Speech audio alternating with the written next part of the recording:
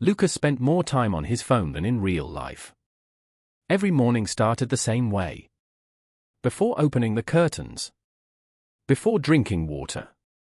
Before even standing up. He grabbed his phone. Notifications. Videos. Messages. Scrolling. Always scrolling. 5 minutes became 30. 30 minutes became 2 hours.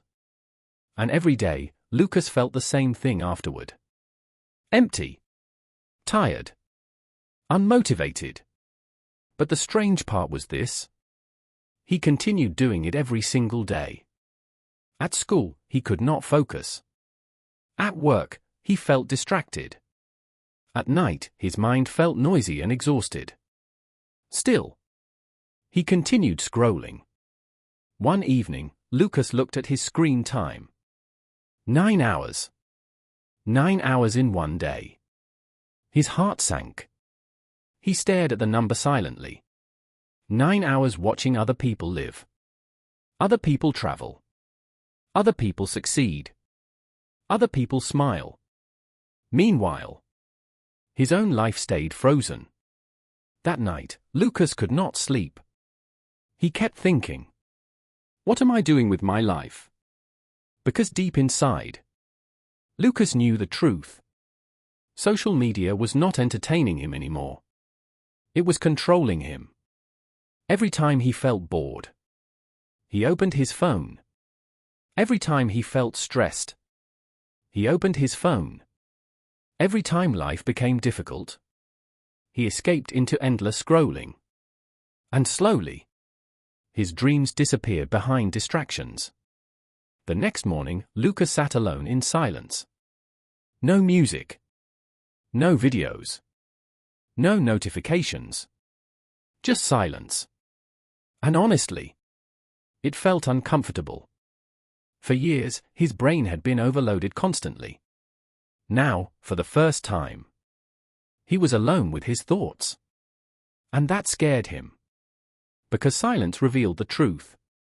He was unhappy. Not because his life was terrible, but because he was wasting it.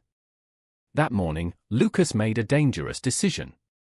He deleted every social media app from his phone. Instagram. TikTok. Facebook. Everything. Then he whispered quietly. 30 days. The first days felt terrible. Every few minutes, Lucas reached for his phone automatically. His brain searched for stimulation constantly. He opened his phone, then remembered there was nothing left. No scrolling, no videos, no distraction. Suddenly, his room felt quieter than ever before.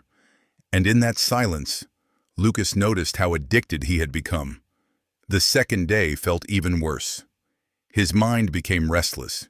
He felt bored, anxious, irritated. His fingers wanted dopamine, fast entertainment, quick pleasure. But instead of reinstalling the apps, Lucas went outside for a walk. For the first time in years, he walked without headphones, without music, without checking notifications. He noticed the wind, the trees, the sky. Small things he had ignored for years. That walk changed something inside him. The world suddenly felt real again. Days passed slowly. Without social media, Lucas suddenly had hours of free time every day. At first, he did not know what to do with it. Then he started reading books. He exercised every morning. He cleaned his room. He learned new skills online. And slowly, his mind became calmer, much calmer. He stopped comparing himself to strangers online, stopped caring about likes, stopped checking his phone every 2 minutes. For the first time in years, he could focus, really focus. After 2 weeks, people started noticing differences. You seem calmer. You look more focused. You're different lately. Lucas smiled quietly every time he heard those words, because nobody understood the real battle happening inside him. Every day was still difficult, but he continued. Around day 20, Lucas noticed another change. His confidence improved. Not fake confidence, real confidence, because he was finally keeping promises to himself, and every promise kept made him stronger mentally. Finally, day 30 arrived. Lucas sat alone holding his phone. He could reinstall every app immediately. Nobody would stop him. But strangely, he no longer wanted to, because during those 30 days, he discovered something important. The problem was never social media itself. The problem was escaping life, escaping discomfort, escaping responsibility.